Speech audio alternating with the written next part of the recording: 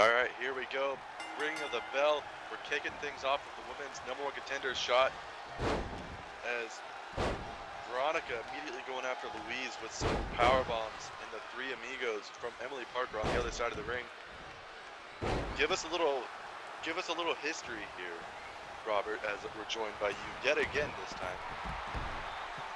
Pleasure to be back. Veronica immediately going after Louise. I think we all know why. Veronica doesn't think Louise deserves to be in this match after what she did to her on the last Relentless show. Louise got into based completely just on her resilience against Veronica, who basically squashed her the whole match. And Veronica, by doing that, earned her way into this match.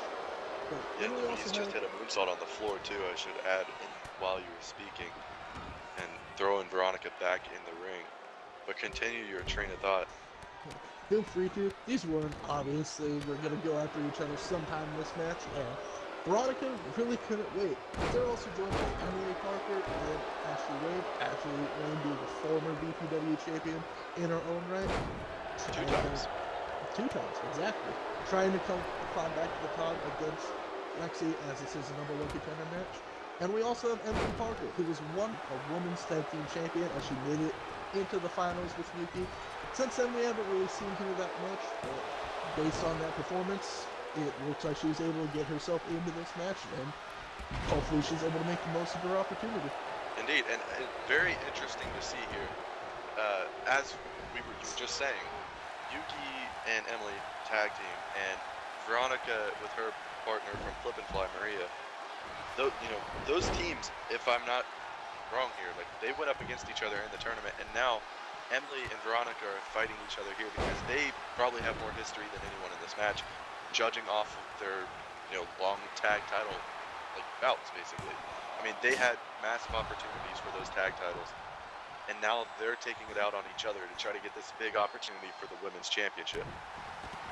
And honestly, if they did face each other, as you were talking about, Veronica and her team Flip and Fly only made it to the semifinals, which in turn obviously means that Emily and Yuki are the ones that beat them to eliminate Flip and Fly from the tournament.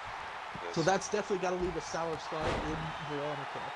So she obviously has reasons to go after Emily and Louise, and Ashley's just going to be another victim. What the hell is Louise? What the hell is she doing? She's crawling upside down towards Ashley Rain. What the fuck?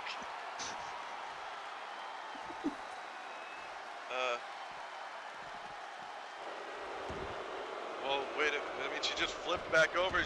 Got Ashley Rain. Sister Abigail, center of the ring. Cover. Remember, this is also elimination. So 1, 2. Ashley Rain kicks out at 2. That was very unusual. I mean, that's one thing that we saw from Louise and Veronica in their battle on Relentless. They both did things that not either of us were expecting. And Louise apparently seems to continue that trend here already this early in the match. Yeah, and Veronica just with a deadlift suplex from the apron into the ring to Emily, sending her to the outside. Now, powerbomb lung blower to Louise Bates, but a rope break stopping any attempts at a cover. Veronica may have heard what you were saying on commentary last week, as you and me both kept talking about how she did not utilize. Wait a minute, Ashley she's trying to steal the pin on Louise. That Veronica she just speared Louise and went to go pin her, and Ashley crawled over and tried to steal the win. Not a win. Steal the elimination. Steal the elimination. Yes, of course. But I mean, you gotta see at least somehow that Ashley is getting a little bit way too into it. She's into her own stash here. She gets eliminated by Louise. She's high on her own supply. I don't know what I'm trying to say. She's in over her head. I don't really know what you're trying to say. To me, it just sounds like Ashley is trying to more based on how people feel about it. Yeah. Louise came in with that springboard cutter, eliminating Ashley Rain. I think Louise saw that Ashley being the former two-time BPW Women's Champion. Destino! While being in the same match as Veronica, seems to Louise's mind, be the biggest target in this match as someone that she needs to get out based on Ashley's previous win record and accolades. Gory facebuster by Louise, going for a cover. Veronica almost breaking it up by stopping when she was attempting to get Louise, but did not actually break up the pin. And Veronica continued the trend of doing things that she probably shouldn't do. Oh, but she got caught by Emily. Emily with the package DDT, also called a rampage. That's something One, Veronica. two. Kick out at 2 by Veronica. That's one thing Veronica needs to, as much as raw power as she has and as dominant as she is, remember that there's still 2 people left in this match that are definitely going to be done for her. She's the little biggest target that they have in this match, and someone that, if they go down one-on-one, probably won't end well for them. Speaking of not paying attention to the fact that there's 2 people in this match, Veronica she punched Emily in the face and was about to go for, like, just running to the ropes to do another strike, but got caught with a shining wizard from Louise, who again, another springboard cutter, but not allowing Louise to go after Emily for the pin. Veronica not allowing the elimination, basically. But Emily back up to her feet, waiting for Veronica to put down Louise so she can pick her spot and, continue on in this match. But Veronica, powerbomb lung blower. No, not a lung blower. This time just the triple powerbomb again. Veronica, This is the power. Even though Emily is the one in red, it seems like she's only seeing red towards Louise in that way. That very easily could have been one more opponent down and one in the way of her getting the women's title match. And instead, had her own personal vendetta, which she chose to do instead. And back to the point you made earlier, these Louise and Veronica going at it in this match. It started like immediately at the beginning of the match, and now it's continuing at this point as Veronica has her up in a side slam on the top rope, drop her on the top buckle. Now Emily making her way back into the ring. She could be the difference maker as Veronica goes for the pin. 1, 2, but only a 2 count there. Maybe not even a full 2 count because the ref didn't throw up 2. Emily went for an enziguri and Louise went low and hit her in the knee on her way up. The little things like that, being able to see. Here, by Veronica, Louise cover. 1, 2, 3. Louise is out. Veronica and Yuki. Not Yuki, sorry. Oh my god. Not Yuki. Emily. Sorry. Veronica. I apologize. Veronica knew that in her heart that Louise didn't belong in this match after what she did, and I think that's just more of a statement to what's going on inside Veronica's head. Veronica powering out after that blue thunder bomb. She's catching the leg. Ooh, look, just roundhouse kicks her. Veronica has every chance in the world here to win this match as she's going for that powerbomb lung blow this time. Lands it nowhere near the ropes. 1, 2, 3. Veronica Martin picking up the win. We said it at the start of this match. Veronica is definitely someone who needed to use more of her power and definitely was physically the biggest target in this match, and now she is one more match away from reigning on top of this women's division. Exactly, and she's got, and to give extreme credit to Lexi, she is no slouch in the ring, but Veronica Martin has the size and strength advantage. Could we be seeing the end of Lexi's reign, sorry. We very much could be, but Veronica will be able to see Lexi in action with her own eyes later on tonight as well. Against a surprise opponent. Yes, sir. I'm not watching that replay, it's just her dragging away from the ropes. Either way, Veronica Martin celebrating her win. We'll see you in the next matchup in just a moment.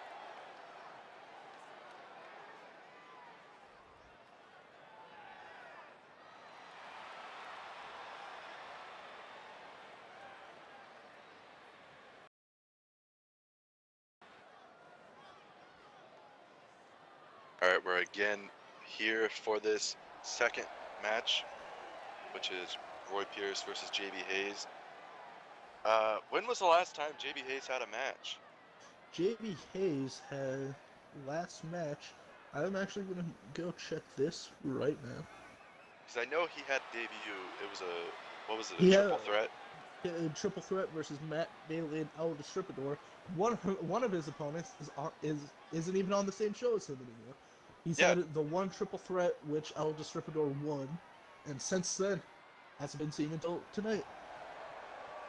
And to add to that whole idea that you just brought up, both of his opponents from that match have Money in the Bank opportunities. Making his way to the ring. Yes, Matt they Bailey, do. he has the opportunity to get into the match tonight. Matt Bailey later on tonight is going to be taking on Fletcher Benson after Oh, Benson's and it all comes incredible full showing circle last week. because Roy Pierce is in the Money in the Bank. Yep, Roy Pierce has already punched his way in, and he kind of wanted a warm-up, as sad as it is to say. JB Hayes is a young one match on the show so far, and is looking to make a name for himself. What better way than beating someone with as many accolades and as much prestige in this company as the current Intercontinental Champion? Yeah. Yeah. That title looks good on him too. Like, it I mean, looks like it was made for Roy Pierce. It's hard for that title to look bad on anyone, but Roy just knows how to use it, how to hold it, how to carry that title. It's his third time holding the title, right? So he should know how to wear the IC title by now. And he's hopefully gonna be. Roy Pierce is just gonna hopefully be holding that title in one hand, and the Money in the Bank contract in the other. After well, he'd be holding a briefcase, not the contract. Fair point. 240 pounds. It's a lot harder to lose the briefcase than it is to lose a single piece of paper. I mean, he can put it in his tights. Why would he do that? So he doesn't lose it. It's weird. You get a paper cut. Anyways, JB Hayes making his way to the ring. As we've already said, JB Hayes has only had one match so far, and he lost that triple threat. And he's just out here trying to at least get some kind of name for himself, win or lose. Just like Louise did in her match against Veronica, where she just was able to show her resiliency and how strong she is as a competitor. JB Hayes is looking to at least try to follow in those footsteps. Not exactly, but in a way to show that there's a reason that he's on this roster. And unfortunately for him, his singles debut, if you will, is against someone who's had immense success in the singles division. But he starts off running straight. Roy goes to the outside, but he's just run straight back in. I think he was trying to regroup, and it may have cost him as he's caught with a half and half suplex by JB Hayes. Now, you know, newer, but we don't know how versed in wrestling he really is. Because to us, he's new, but he could have been, training and wrestling for years and years and years. As he's showing the ability that he has after he hits that handspring cutter on Roy. JB Hayes is very much new to this company. It's very hard to birth when you're up against someone like the likes of El Distribuidor, who's in all of his matches been more dominant than probably any. So yeah, he choked out Roger. Exactly. He's done a lot more than any of us could have guessed. So to say from that match alone, but now he has a one-on-one against one of the best in the entire company, arguably the best active wrestler right now. So this is JB's. Well, things are not going well for Roy right now. As he reversed a move with an elbow strike, ran to the outside, and immediately started getting chopped in the chest a little bit for himself. As yet again, we are joined by 3 random dudes in suits in the front row, sitting on people's laps. We really need to get someone on that. I don't know why that's a thing. We really need to hire new security. We should have buffered it up after the original referee.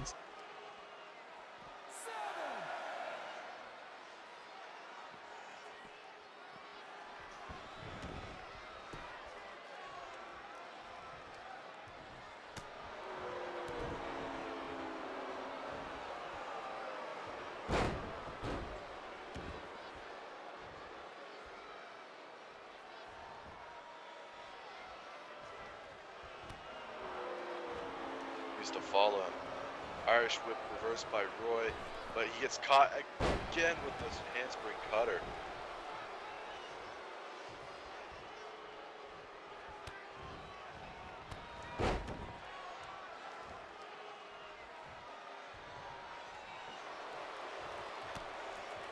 But now Roy gets caught with a punch.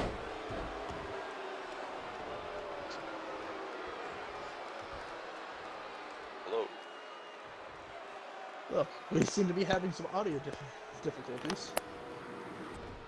Currently having issues with audio. Oh, there we go. Gotta love when that happens. My audio completely went out for a bit there. Sorry about So that did dead mine. silence from me. So did mine, I think. But it's okay. If audio went out, it's just technical issues. That's what happens when you do stuff live on the fly.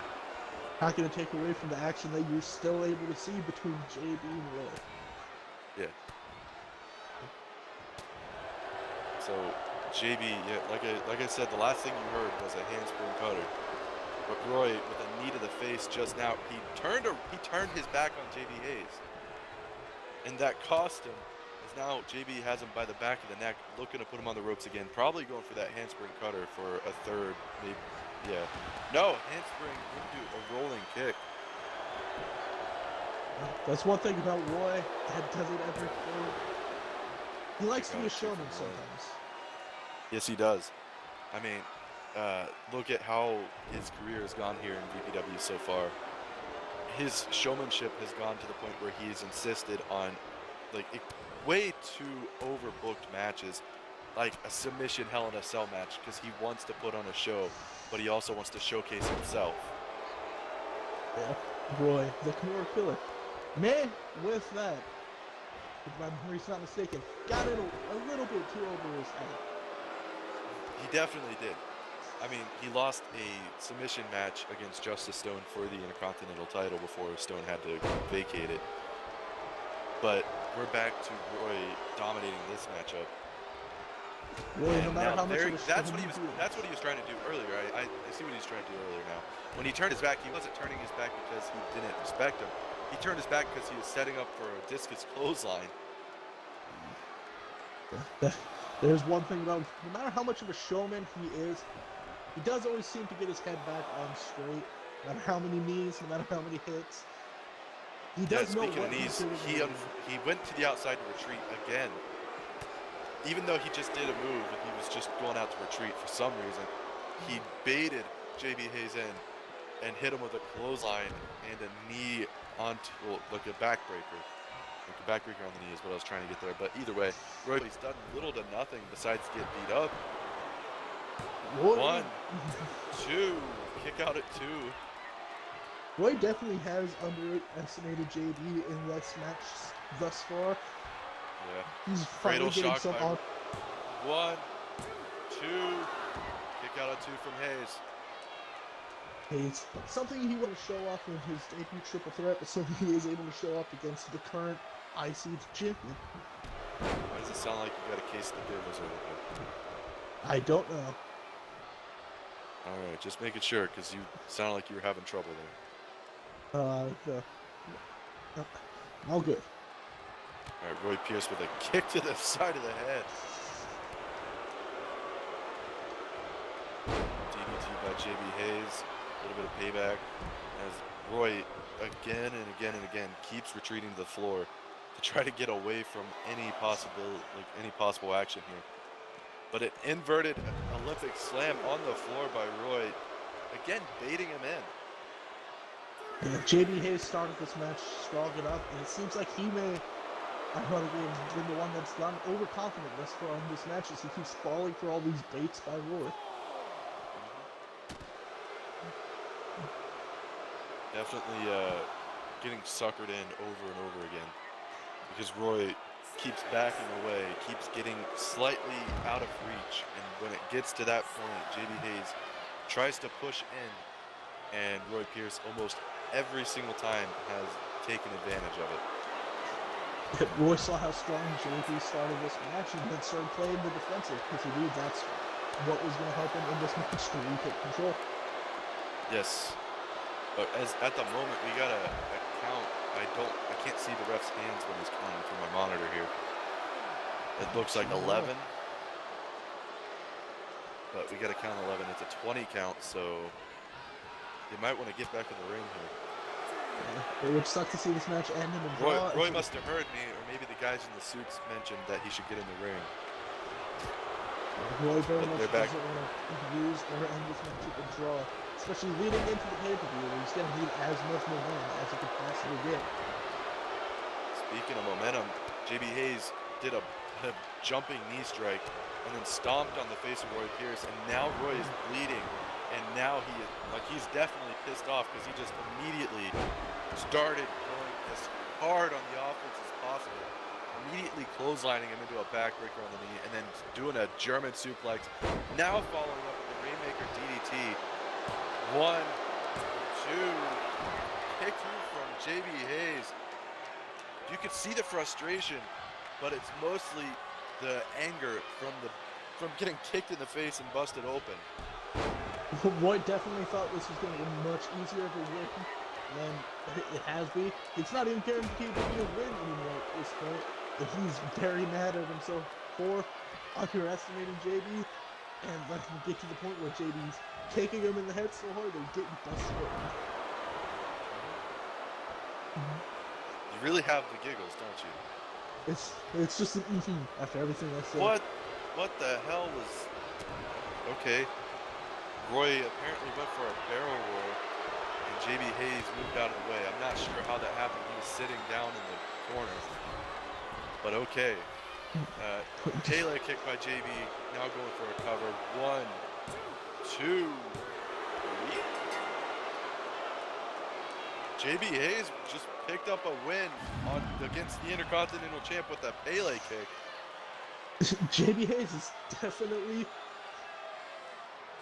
shocked me at least. I think it's safe to say it's the same for you. That we didn't expect JB Hayes to not only put up this much of a fight against the IC champ, but pin him cleanly. Yeah, I mean, that Pele kick must have really been helped by the fact that he kicked him in the face earlier and busted him open. So he probably already had enough damage done to the head. And there you see that Pele kick again on the replay. He definitely hit him right on the money. JB Hayes has definitely pushed himself to where he's definitely let the locker room, he's put them on notice. He's put them on notice, yes. But now we go to the next matchup in just a moment. Sorry to cut you off, but he's celebrating. He's strutting his stuff. We got to let him do this as we go on.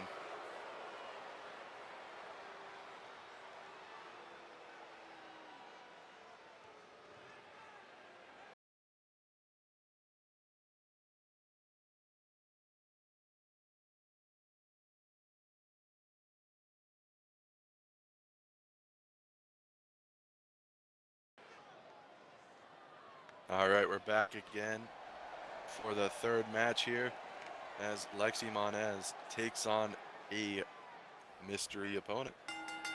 The following contest Yeah, Lexi has been saying that a lot of the women's roster hasn't really been stepping up. She actually wanted a fatal 4-way, and the winner of that faces her, and then if they win, then then they'd get a title match. But Team Justice Stone decided to take it a little bit different by still doing a fatal 4-way, but just giving that winner a straight up match at the pay-per-view and giving Lexi an open challenge to see who's going to step up tonight. Yeah, then, I mean, whoever's accepting the challenge really does need to step up because Lexi has been training her ass off to get better in the ring. So whoever she ends up facing, which we found out, Veronica Martin, who she ends up facing is going to be one big challenge. So she needs to be, as like on par with some of the greatest of all time to be able to, take out Veronica Martin as quickly as possible. And Veronica's just been, obviously the last 2 matches that she's done have been nothing but dominant. And Veronica's more than likely in the back right now, going to be watching this as close as she can to see what Lexi can do against her surprise opponent. Yeah, and unfortunately for Lexi, Veronica's had 2 singles matches, and she's had tag matches, but tag matches are a very different environment from a singles match. So Lexi doesn't have nearly as much material to work from when it comes to scouting her opponent. But Yeah, we'll see. We'll see how she does tonight with the whole mystery opponent, not having much information thing. As Kate Whitaker is her open challenge acceptor. From Chelsea, I mean, England. Kate has had one match so far. She lost that match, but I mean, if she proves herself here, I mean, she could be a contender. She's just got to prove herself, right? I mean, if there's one thing we've learned from VPW before is that anything can happen. The last match we saw JB Hayes, a man who's had one previous match, beat the current Intercontinental Champion, Roy Pierce. And we've also had the Prestige face a surprise opponent in Stone and Wells, which obviously was... We saw what Wells did It was a after the match setup. at Stone. It was a setup. It was all a setup, but they still came in as a complete surprise and beat Prestige in under 8 minutes. Yeah, and now Kate, like I said, trying to show off that she could be a contender. She immediately, with the collar and elbow, got the side headlock, but gets caught with a drop kick as Lexi shoves her off. Yeah, this is one thing where I don't think a surprise opponent in this case matters as much, as there really isn't anything for her to work off with Kate anyway. Kate's had one match. And in that one match, yes, she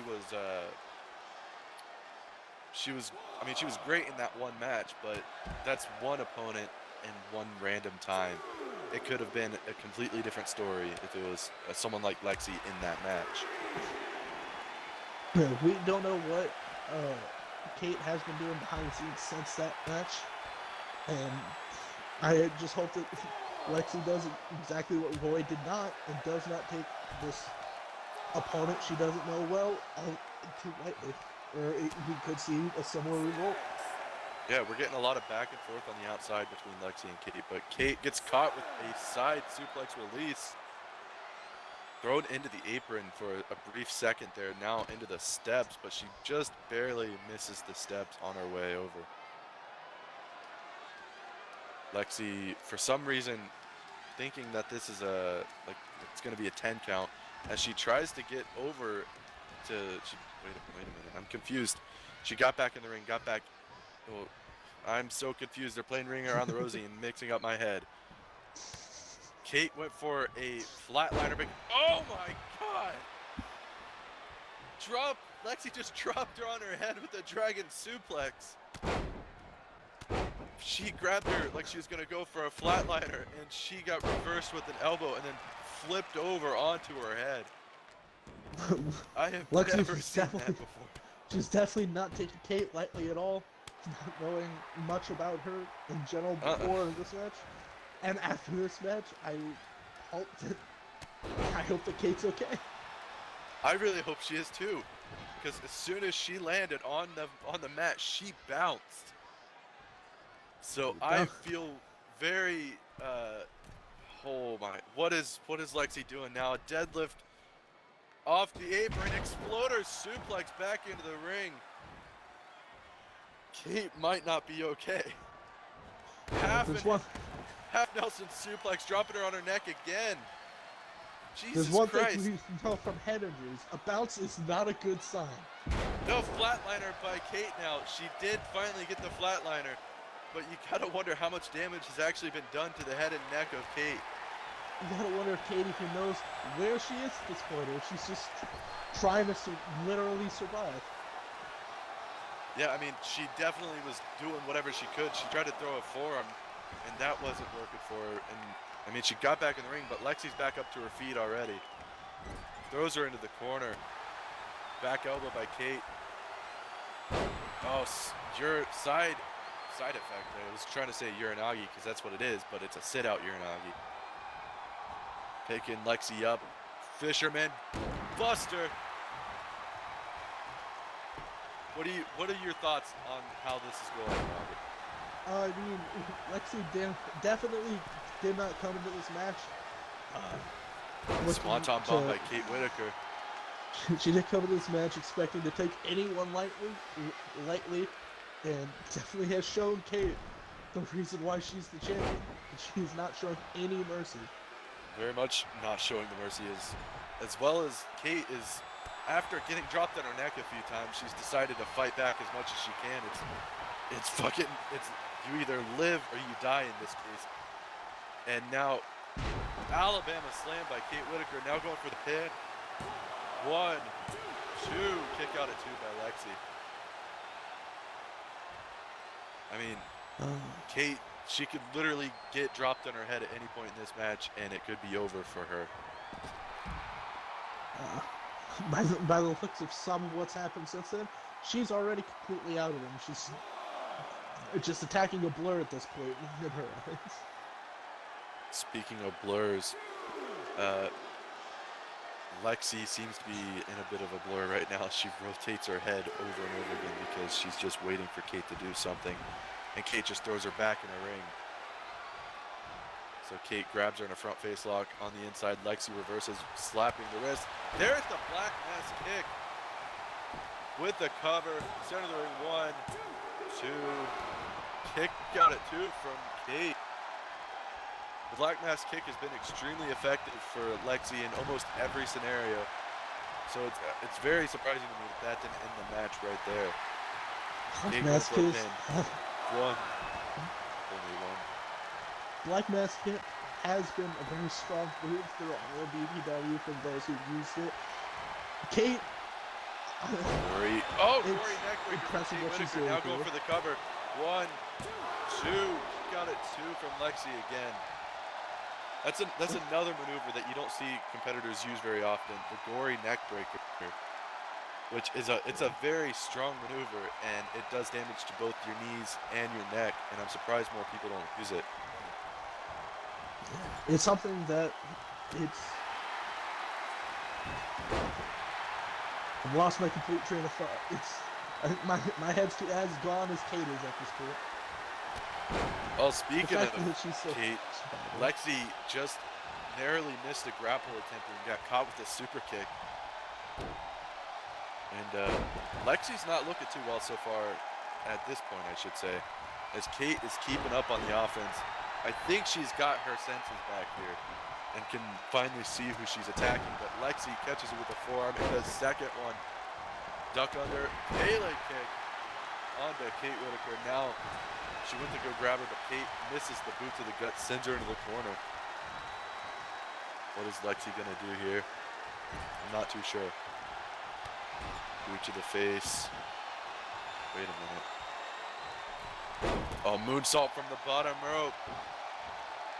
Bring it up to the second rope now. Oh wait, she's doing triple moonsaults. Best moonsault ever. Nice trio of moonsaults from Lexi Monez. Drags her to the center of the ring. Queen of the moonsault. 1. Only a 1 count. Kate is showing a level of resilience that, I mean, is unprecedented for anyone. Unfortunately, she just jumped at air and got caught with a fucking back suplex. We knew from the bounce that her head was not completely right. Just so doing a lot more than most anyone on either roster would be able to do at this point after what has happened here. Yeah, a little bit of technical difficulties on your end for a second there. You were sounding like a robot, but I still got the gist of what you were trying to say. Black Mass attempt again, but Kate gets out of the way. Chop to the chest, and a chop back from Lexi. Duck under the clothesline. Goes for a grapple. Kate gets reversed with a forearm to the face. Lexi, snapmare takedown. Goes for the headbutt, elbow to the face. Clothesline by Kate, knocking her down. Now lifting her back up to her feet again. Kate is showing a mean streak as she has her crossface applied, but a rope break forces the stop. What is Kate doing? She's stuck on the ropes, so she's not doing anything. She got stuck on the ropes. She was going to the apron for something, but she ended up jumping back into the ring because, for whatever reason, she got her leg caught on the rope. Kate's definitely struggling out here after getting dropped on her head, which she's still doing everything that she can to bring the fight to Lexi. I mean, she just tossed her towards the barricade. Lexi came up a little bit short, but I mean, imagine what damage she could have done if a fucking guy in the crowd just put his hand in front of the cameraman. What a douche. Follow-away slam, and Kate was thrown into the barricade there. Lexi's the been nothing but referees- ruthless this entire match. Yeah. Very, very ruthless, but not completely dominating. Because Kate has had some resilient moments here every once in a while, but it just shows that Kate, maybe she should have stayed down after those suplexes and drops on her head, but she's still staying in this match for worse or for better. And I specifically put worse first there, because it could be not for the best in her case. And she's caught in an armbar by Lexi now. One of the 1001 holds. Oh, head scissors. Oh, that was a nice reversal, getting out of that armbar with the head spin head scissors, I guess. I don't know what else to call it. Lexi is waking her up, going for that black mass kick again. Hits it slightly off center for the ring. 1, 2, 3. Oh, I thought it was a 3. Kate kicked out at the last moment. Picks her back up. Boot to the gut attempt by Lexi. Roundhouse kick, or spinning heel kick, sorry. Kate is putting up a lot more fight, I should say, than I expected her to put up here. She might even win the match. If Kate doesn't leave Stun this match with a concussion, being out for a long period of time, Kate is 1, very much set up for 2. future. Yeah, she's definitely proving herself here. And that, I guess that's what you could call it, is an opportunity to prove yourself against a top-tier caliber opponent. Gory neckbreaker again, dropping it. Goes for the cover. 1, 2, 3. Kate Whitaker just beat Lexi Monez. I guess we're gonna call this the night of upsets. First we have JB Hayes beating Roy, and now we have Kate Whitaker in her second match, also beating the champion. In the ring. In fairness, though, as much as Kate was dropped on her head, she did give all that dropping in return back to Lexi as much as she could. Like, when the first opportunity she got to drop Lexi on her head, she took it. She did a fisherman buster on the head of Lexi. I think both of these women after this match need to be checked for concussions. I agree, because both of them were dropped a lot. And in that replay that they just showed, I was certain that Lexi had the 3 count there. The ref may have to go check that over again. That was so close to a 3, it might as well have been 1. But now Kate is celebrating her first win. We'll get on to our next matchup, Fletcher versus Matt Bailey, in just a moment.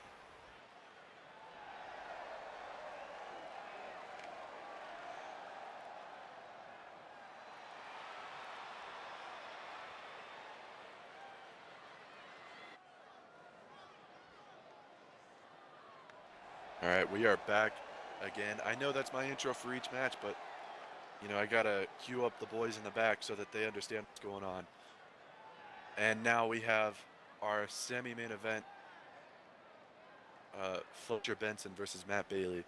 Have to stop for a second because just trying to remember some things here before we get into this match. But we have a little bit of news going in this match. Why don't you break the news to us, Robert? The news, one of the competitors, Matt Bailey, no matter, or soon, he will not be alone anymore, as we will have the 4th member of Prestige be joining Uprising.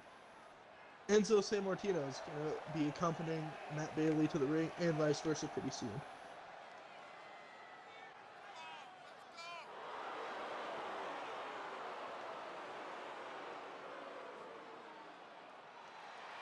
Yeah, I mean, Prestige is definitely, they definitely have all their grounds covered when it comes to possible, like, titles that they can get. I mean, they have 4 participants in the Prestige, and, you know, there's 4 singles titles and 1 set of tag titles. They can, well, actually, 5 singles titles. Forgot about the TV title for a And his second, but opponent they have from 5 Munich, Germany, different weighing possibilities. in at 4 people in the 250 group. pounds, If they win the 4 Max singles titles, they can keep the tag titles. They could run the shows. Yes. There is one thing about them, about if either if the Prestige win, it will not be a free bird throughout all 4 of them, since there will be one team of Prestige on Relentless and one team of Prestige on Uprising. And that's the best concept you can think of here, especially for Prestige. Like, if Scott Osborne and Philip Sheffield, they win the tag titles, they actually get a challenge, because they always claim that there's not a single challenge in the tag division that they haven't defeated and just ended, right? So if they go up against their own team in a title match, there's no bigger challenge than facing people that know you better than anyone else. It'll be a match that'll definitely be in contender. What is to be wrong a with 5-star match. Why are you giggling so much tonight? I have a stuffy nose. Calm down. Okay. But Fletcher Benson and Matt Bailey continuing the collar and elbow tie-up, as Matt Bailey using his strength to shove Fletcher Benson off, but now back into it, and Benson goes for a rear waistlock. Just sends him flat face down on the mat there with the waistlock slam. Fletcher Benson actually got this Money in the Bank contender match for losing against the world champion Adrian Black, just because of how great he did against the world champion. Yeah, that was a really good match. Even the men on Relentless, as much as they don't like Uprising, were able to admit that they saw greatness from Fletcher Benson in that match, which is why he's getting this opportunity. Fletcher, though he's been lower on the card almost his entire run here, he's had chances for the IC title multiple times, Cruiserweight title, whatever it may be. But even in his losses, he has shown a great amount of possibility. You know, there's always that idea that there's a possibility of Fletcher Benson getting to the top of each show, of each division. Oh, it was actually Roy Pierce, the current IC champion, who beat Fletcher Benson to earn his title opportunity against former Uprising star Marcus Williams before he was traded after losing the belt. Fletcher went on to have probably the best match that Uprising has seen against the current champion, and even though he lost, man, it was good, which is why he's earned his Money in the Bank qualifier tonight. Yeah, Matt Bailey, on the other hand, not nearly as impressive as Fletcher Benson in recent months. I mean, he had a TV title match on Relentless against Amber Reed. That was like, it was the second ever reserved TV title match. Besides, like, it's the only time that the TV title match tradition was stopped in its place so that it could have a title match on a specific date. And that match went so quickly that you would almost forget that it happened. I think it has something to do with Matt Bailey not acknowledging that Amber Reed is definitely someone to be aware of. Like, to be aware of in a match, especially for a title, because in her 2 title defenses that she's had successfully, she has dominated the entire time. And Matt Bailey probably just thought, oh, it's a girl, I could beat her no problem. It's not going to be an issue. And that didn't work out too well for him. And now he's got to prove himself against Fletcher Benson, who's also been on, like you said, a low streak, but always proving himself in every opportunity he gets. A man's never looked so good getting his ass beat. Yeah, but there are people out there that make careers out of that. So there are, but there is a lot of potential in these two, no matter how good they've been. One match, one win here, and then one more win at the pay-per-view could be all that they need to bring themselves from down where they are to the very top of their show. Upwards. Exactly. That Money in the Bank briefcase says it all. You get that opportunity. and you can use it at any moment. And Fletcher Benson dodging a leg sweep, but trips on air and falls into the ropes. Spinning backhand by Bailey. Rainmaker goes for the pin.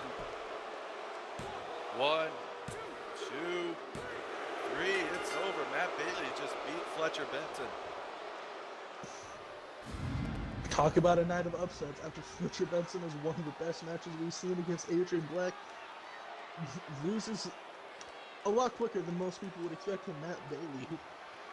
As far as my knowledge can remember, in singles competition has not won until tonight. As far as I'm aware of, that's true.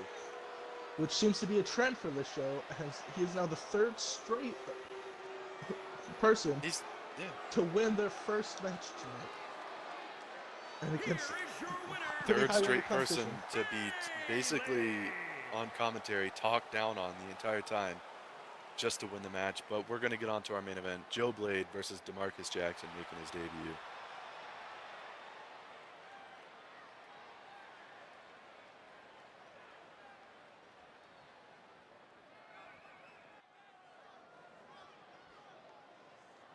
All right, here we go. Main event time as the debut of Demarcus Jackson happens against a former world champion, former two-time world champion, Joe Blade. It's Demarcus Jackson out here. He got put against probably the most dominant person that BBW has ever seen. The longest reigning world champ until Adrian stepped in. Or, no. That was the second one. Excuse me. But probably the most dominant champion that we've ever seen. Demarcus Jackson's really not going to have an easy night tonight in the main event.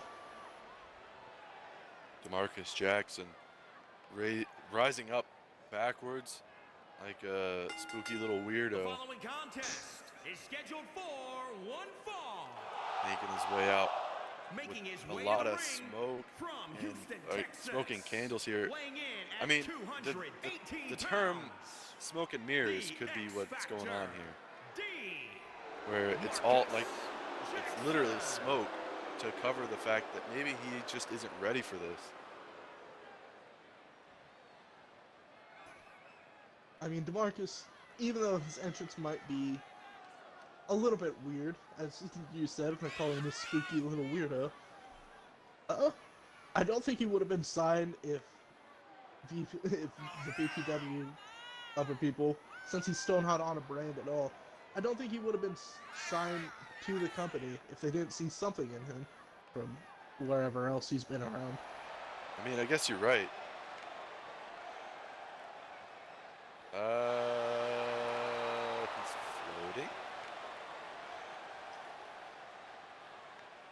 He's floating. He's floating in the middle of the ring, and he's lowering down to the mat again.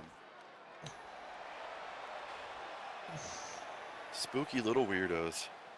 Yeah, I mean, if it's gonna give him the ability to fly, then that might be an advantage that no one, including Joe Blade, could prepare for. I mean, if you have those kind of powers, I guess use them, but would that be a disqualification? I mean, is there a rule against flying? I mean, there should be a rule against being a spooky little weirdo, but I don't know. Joe Blade making his way to the ring.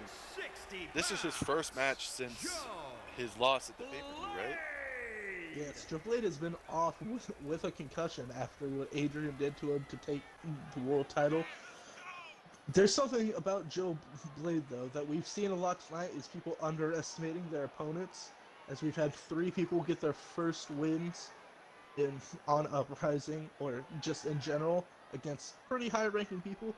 Joe Blade, and I quote, said, "I lose one title match and I get stuck facing this rookie.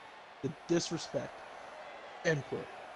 Joe Blade is already not taking him seriously. I mean, can you blame him? I mean, especially after what we just saw for his entrance. Listen, from what we've seen tonight, it's been a night of upset after upset after upset. And if Joe Blade is going to take him seriously, we might see a 4th upset in a row. I mean, you could easily call this a changing of the guard here, because it seems like all the new people coming through and just taking over. Or people, like you said, people who haven't even won matches on Uprising are getting their first wins and taking out established stars in their way in doing that. So And Joe doing- Blade he's getting suplexed right now by Demarcus Jackson after he tried to attempt to suplex himself. But go ahead. Especially with how well these rookies are doing, it might make the job harder for Justice Stone and Jacob Wells after their match, because the winner does get to take any roster member from the other show afterwards. Could all these wins, or in this case losses by the upper class people, be making it a more difficult choice for Wells if he ends up winning, or for Stone if he ends up winning? Yeah, especially the fact that you have so many possibilities, but they only get one choice at who they get. And if they take someone like, if you take Joe Blade from Uprising, there's a massive gap in, prestige to the brand. Or if you take, Prestige. Byron or even Brandon Alexander from Relentless, there's always going to be that gap in the brands. But you have Joe Blade. He's not taking Demarcus Jackson lightly here, as he's trying his best to keep him grounded. But Demarcus Jackson is much smaller and has a lot more speed, but he's getting caught with a roll-up by Joe Blade. 1, 2. Kick out at 2 from Jackson. Also, a little hint here, I guess. It could be a hint if you would believe it. But not long ago, Joe Blade had a conversation with Jacob Wells about, like we discussed, if Jacob Wells was to win that match, they get to choose one person. He said he was going to choose Joe Blade. Joe Blade's out here wearing blue. Could that be a sign of an alliance? It seems as if Joe Blade would want to go to Relentless if Jacob Wells is able to win, but with Justice Stone knowing that he'd probably lose the most prestigious member of his roster if he loses, that could just be feeling even wait a more... minute. Demarcus Jackson off the top rope, Spanish fly! I don't know if that was an OMG moment or not, but it probably should have been. Either way, Joe Blade retreats to the outside as Demarcus Jackson gets... Oh! Joe Blade went for that kneeling uppercut that he's done so many times. He ran at it, and then Demarcus Jackson caught him from a kneeling position and lifted him into a Samoan drop. See, the one thing we have Super to kick. think about is if Joe Blade is back to 100% after his match. Joe Blade roll up again, playing possum. He's being good at that in this matchup. Spear by Joe Blade. Covered onto Jackson. 1, 2. Oh yeah, that was a 2. The ref counted as a 2, even though it looked like only a 1 count. But let's talk more about the Joe Blade Adrian Black match at the pay-per-view. If Joe Blade can even make it to the pay-per-view, God forbid that he doesn't at this point, because all it takes is a few more hits to the head, he might not be cleared. But if and when he makes it to the pay-per-view, he has quite a match against Adrian Black coming up, and Adrian is not allowed to use a very devastating maneuver. Speaking of devastating, suplex into a powerbomb. The move that he has beaten so many opponents before with, especially Brandon Alexander. 1, 2. Oh, Jackson kicking out at 2. Yes, Adrian Black will not be able to use his last shot, as basically gave Joe Blade a concussion immediately into the match and was able to claim the world title with that. That's why we have to wonder if Joe Blade keep it at 100%, as I don't think we normally see him play possum this much in a match or be as defensive as he has, even though he's still showing the aggressive style that we're used to with him. Yeah, and not to mention, like you said, he's being defensive, but he's, once he uses that defense that he has, he's immediately on the, heavy offense as he gets a 2 count off of a spear again. Now, the difference between when Joe Blade is in a moment where he feels like he really needs to win the match and what he's doing right now, he's going for that suplex into the powerbomb, which he just hit again. when he's in a desperate moment, he does the powerbomb off the top rope. Screen went black for a second. Forgot about that. 1, 2, able to kick out at 2 again. Joe Blade is frustrated, but like I was saying, when he gets into a moment where he feels like he needs to do whatever it takes to win, he always does that powerbomb off the top rope. This might be a case to bust out the powerbomb again, but he hit the suplex into a powerbomb, and now Demarcus Jackson is fighting back as hard as he can again, and he just sweep the leg. Now he has a hold of the knee, and now he's just punching the knee of Joe Blade. I think How Demarcus effective Jackson, is that really? Because you're punching not only a knee pad, but you're also punching a really solid part of someone's body. I think Demarcus Jackson in himself is getting desperate to try to hurt Joe Blade to where he won't be able to lift him up on the top rope for the powerbomb after Demarcus Jackson has kicked out 3 or 4 times at a 2 count already and put Joe Blade down. You may be right that he might try to break out that powerbomb soon. It's a last resort kind of move. And Joe with the spear again. That could be it. Joe has hit that spear 3 times now, right? 1, Yes. 2, kick out at 2 again. It's either he hits that suplex powerbomb again, or he goes for the powerbomb off the top, and he's going for the suplex into the powerbomb again. If he kicks out of this, I don't know what Joe has to do to win this. Especially, this will be his 4th or 5th time if he kicks out. Being able to Here he kick out of goes. everything. Hooks the leg. 1, 2, 3. Joe Blade. I mean, Demarcus Jackson put up a fight, but was there really any doubt that Joe Blade was going to win this match? The only time Joe Blade has lost is when he got a concussion, which I don't think Demarcus Jackson gave him tonight. And Jackson clearly spent way too much time attacking limbs that didn't really affect the match. I mean, he went for a handful of punches to a heavily guarded knee. I mean, I don't want to question the intelligence of the in-ring awareness of Demarcus Jackson, but I think tonight he was all flash and not enough work. I don't think it was a question of his intelligence. I think it was him seeing that maybe he took Joe Blade a little bit too lightly, and we didn't have every match being upset this time. It was just desperation at that point to try to take Joe Blade down a peg somehow. All right, now we got to go. Thanks for joining.